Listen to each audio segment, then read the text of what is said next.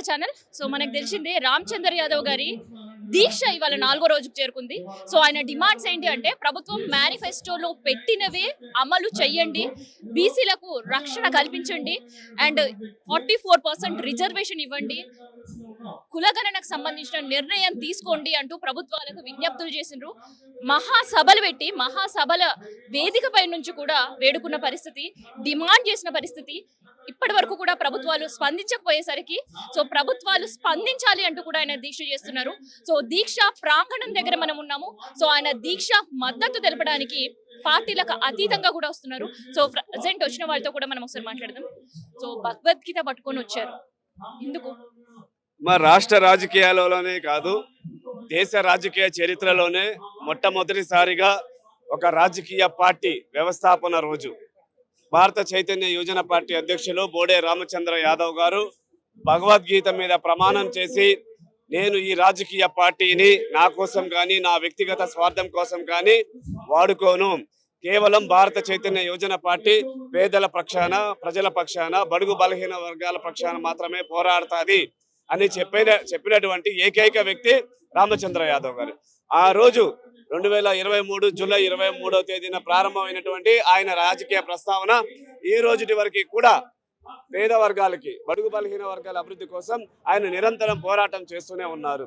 ఈ రోజు ఈ ఆమరణ నిరాహార దీక్షకు సంబంధించిన 4వ రోజమ్మ. అయితే మీ ద్వారా కొన్ని లక్షల మందికి తెలుస్తూ ఉంది, అదేవిధంగా మా ద్వారా కొన్ని లక్షల మందికి తెలుస్తూ ఉంది. ఈరోజు రాష్ట్ర వ్యాప్తంగా అన్ని దగ్గరలా, ఒక టీ కొట్టు దగ్గర తీసుకోండి, లేకపోతే అసెంబ్లీలో తీసుకోండి, అన్ని దగ్గరలా చర్చలు మాత్రం దీని గురించి జరుగుతుందమ్మా. కానీ రాష్ట్ర ముఖ్యమంత్రి మాత్రం నారా చంద్రబాబు నాయుడు గారికి మా సమస్యలు కనిపించట్లేదు, మా సమస్యలు ఆయనకి వినిపించట్లేదు. నిన్నటి రోజున మేము సామరస్యంగా ఇక్కడ ఆమరణ నిరాహార దీక్ష చేస్తూ ఉంటే 100% అగ్ర కులాల అహంకారం అనకూడదమ్మా. ఎందుకంటే అగ్ర కులాలకి మాకు ఏమీ ద్వేషం లేదు. ఇక్కడ అగ్ర కులాలలో ఉన్నటువంటి 2 సామాజిక వర్గాల్లో ఉండేటువంటి 2 కుటుంబాల వారి యొక్క పరివారమే తప్ప అగ్రవర్ణాల్లో అందరితో మాకేం ప్రాబ్లం లేదు. కేవలం నారా చంద్రబాబు నాయుడు గారు, జగన్మోహన్ రెడ్డి గారు, వారి యొక్క 10-15 కుటుంబ సభ్యుల భూస్వాములు, కార్పొరేట్ వ్యవస్థలో ఉండేటువంటి వాళ్ళ వారికి మాత్రమే తప్ప మేము మా రాజకీయ భారత చైతన్య యోజన పార్టీ అందరిది, ఎస్సీ, ఎస్టీ, బీసీ, అగ్రవర్ణ పేదలు అందరిది. ఇవాళ 4వ రోజు దీక్ష. ఇప్పటి వరకు ప్రభుత్వం దీక్ష గురించి కావచ్చు, లేదంటే ప్రభుత్వం మేనిఫెస్టోలో పెట్టిన అంశాల గురించి కావచ్చు, లేదంటే బీసీవై పార్టీ చేసిన డిమాండ్ల గురించి కావచ్చు, ఎక్కడ ఏమీ నోరు మెదపట్లేదు. అదేనమ్మా మా బాధ. ఏంటంటే ఈరోజు 3 కోట్ల మంది బీసీల ఆత్మఘోష ఇది. 3 కోట్ల మంది బీసీల ఆత్మ గౌరవానికి సంబంధించినటువంటి ఒక వ్యక్తి ఆయన ప్రాణాన్ని పణంగా పెట్టి ఆమరణ నిరాహార దీక్ష చేస్తుంటే ఈ రాష్ట్రానికి ఈరోజు ముఖ్యమంత్రి ఉన్నట్ట లేనట్ట? బీసీ అంటే నిజంగా ఇంత చిన్న చులకన మేము ఎప్పుడు చూడలేదు. ఇక మీద మేము ఒకటే చెప్తా ఉన్నాం, చంద్రబాబు నాయుడు గారు అని ఈ రోజుకి మిమ్మల్ని గౌరవంగా సంస్కారంతో మాట్లాడుతూ ఉన్నాం. నిన్నటి చూస్తే మేము శాంతియుతంగా అక్కడ ఆమరణ నిరాహార దీక్ష చేస్తూ ఉంటే లోకేష్ గారి కమాండ్ వల్ల ఇక్కడ డిఎస్పీ గారు ఎంత వికృత చర్యలు చేశారు అంటే, మేమేదో ఇక్కడ ప్రశాంతంగా అన్న చేసే కార్యక్రమాలకు మద్దతు పలికేదానికి కొన్ని వేలాది మంది సంఖ్యలో వస్తే కొంచెం ట్రాఫిక్ జామ్ అయి ఉండొచ్చు. దానికే ఆయన మమ్మల్ని రెచ్చగొట్టాడు. మేము హైవే మీదకి వెళ్లాల్సి వచ్చింది. మమ్మల్ని పశువుల కంటే హీనంగా, మీరు ఒకసారి నిన్న చూసే ఉంటారు, ఆ వీడియోలు చూడండి. మనుషుల కంటే కాదు, పశువుల కంటే హీనంగా మమ్మల్ని అందరినీ తీసుకొని వెళ్ళి జైలు స్టేషన్లో పెట్టి అర్ధరాత్రి 12 గంటలకి, చాలా దారుణం.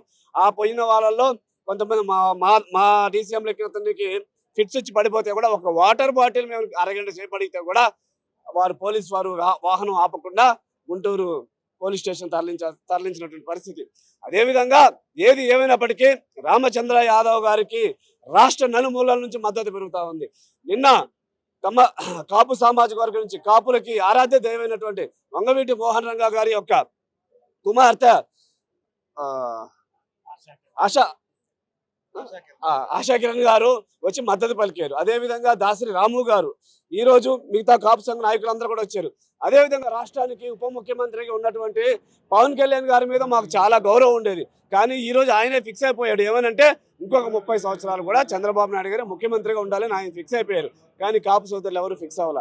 కాపులకి ముఖ్యమంత్రి అవ్వాలని ఉంది, బీసీలకి ముఖ్యమంత్రి అవ్వాలని ఉంది. మేమందరం కూడా ముఖ్యమంత్రి అవ్వాలనే కోరిక మా అందరికీ ఉంది. పవన్ కళ్యాణ్ గారిని నిజంగా ప్రశ్నిస్తా అని వచ్చి ఆయన చేసిన పోరాటం మేము అప్పుడు చూసి గౌరవంగా ఫీల్ అయ్యాం. ఓకే, ఇంత పవర్ఫుల్ జగన్మోహన్ రెడ్డినే ఈయన ఎదురుస్తున్నాడంటే ఈయన రాజకీయాల్లో ఏదో ఉపయోగపడతాడు అనుకున్నాం. కానీ మరి ఇంత దిగజారిపోయే స్థితికి పవన్ కళ్యాణ్ గారు ఎందుకు వచ్చారో, ఆయన 20 సంవత్సరాల నుంచి ఆయన సినిమాల్లో కానివ్వండి అంతా చాలా భక్తి భావం ఉంది, జాతీయ భావం ఉంది, హక్కుల కోసం అని ఉంది. కానీ తీరా చూస్తే అసలు ఇంకా ఆయనకున్నటువంటి వాటిలో మాకు గౌరవం పోయింది. అదేవిధంగా ఆయన ఈరోజు డిప్యూటీ సీఎం కాబట్టి, అయ్యా సీఎం ఎట్లాగో మాకు స్పందించట్లేదు, డిప్యూటీ సీఎం పవన్ కళ్యాణ్ గారు మీరైనా దయచేసి ఇప్పటికైనా బీసీల యొక్క సమస్యలు తెలుసుకోండి. 4వ రోజు అవుతుందమ్మా. మీకు ఉదాహరణ చెప్తా. మమ్మల్ని ఎంత నిర్లక్ష్యంగా అంటే, నేను విద్యార్థి దశ నుంచి ఉన్నా. నేను విద్యార్థి నాయకుడిగా ఒక రిలే నిరాహార దీక్ష పెడితే 36 గంటలు 12 గంటలు దాటకుండా నాకే ఒక డాక్టర్ని పంపించారు ఒక విద్యార్థి నాయకుడిగా. అటువంటిది అంత పెద్ద స్థాయిలో ఈ రోజు రాష్ట్ర వ్యాప్తంగా లక్షలాది మంది ఆరాధ్య దైవంగా భావించేటువంటి రామచంద్ర యాదవ్ గారు అక్కడ ఆమని దీక్ష చేస్తే ప్రభుత్వం నుంచి ఒక డాక్టర్ని పంపించలేదంటే ఎంత కుతంత్రం కుట్ర. అంటే ఈ రాష్ట్రాల్లో ఇంకొక రాజకీయ పార్టీ రాకూడదా? ఇప్పుడు మీరు 5 డిమాండ్లు చూస్తే ఈ 5 డిమాండ్లు ఏంటంటే వాళ్ళకి కుంభస్థలాలు పగిలిపోతాయి. ఈ 5 డిమాండ్లు మా జీవనాడు అయినప్పటికీ ఈ 5 డిమాండ్లలో వాళ్ళు ఎన్ని సంవత్సరాలు చేసినటువంటి మోసాలు దాగున్నాయి, అక్రమాలు దాగున్నాయి, కుతంత్రాలు. ఎందుకంటే మేము 1000 ఎకరాలు ల్యాండ్ అడుగుతున్నాం. ఆ సబ్జెక్ట్ ఈ రోజు మాట్లాడితే రేపు పొద్దున్న దాకా సబ్జెక్ట్ అవుతుంది. ఎందుకంటే అంత మోసాలు జరుగున్నాయి. సూలూరుపేట నుంచి శ్రీకాకుళం వరకు కోస్టల్ ఏరియా మొత్తం కబ్జా చేసేసారు. నా పేరు శేష్ కుమార్, మహానాడు. ఏంది అంటే ఒక బీసీల కోసం ఇప్పటి వరకు గళమెత్తి మాట్లాడిన నాయకులే అసలు లేరు. అలాంటిది ఒక దీక్ష పెట్టడం, ఇవాళ 4వ రోజుకి చేరుకోవడం. ఆ దీక్ష ఈ 4వ రోజు మేము మహానాడు నుంచి వచ్చాము. మేము మా ఫ్రెండ్ సర్కిల్ వచ్చాము.